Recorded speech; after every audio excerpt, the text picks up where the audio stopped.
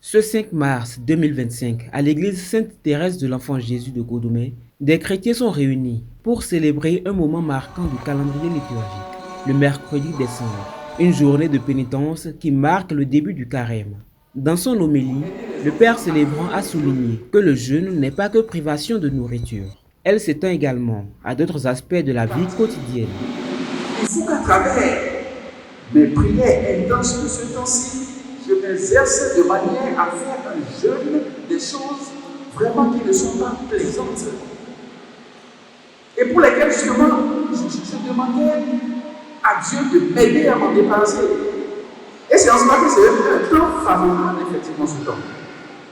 Aussi, nous demandons à Dieu la grâce de ne pas faire de vilaines choses, il nous en donnera. Il nous en donnera. Lors de cette messe, les fidèles ont reçu la cendre sur le front. Ce geste marque le début de la période de carême. À la sortie de cette messe, ils se prononcent sur cette nouvelle période de 40 jours qu'ils viennent d'entamer. C'est un début de conversion. Une conversion, ça dure 40 jours de pression sur soi-même, hein, afin de se rapprocher plus du Seigneur. On nous a appris à la catéchèse que nous sommes poussière et nous retournerons également poussière. C'est pour cela qu'en ces jours, nous venons prendre des cendres pour nous rappeler cela.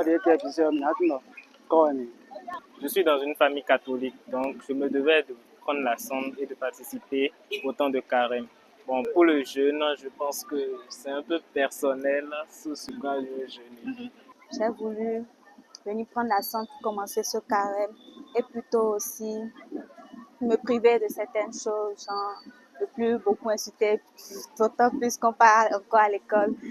Genre, on s'insulte souvent et puis on se parle mal. Donc, je vais essayer d'éviter ça au max.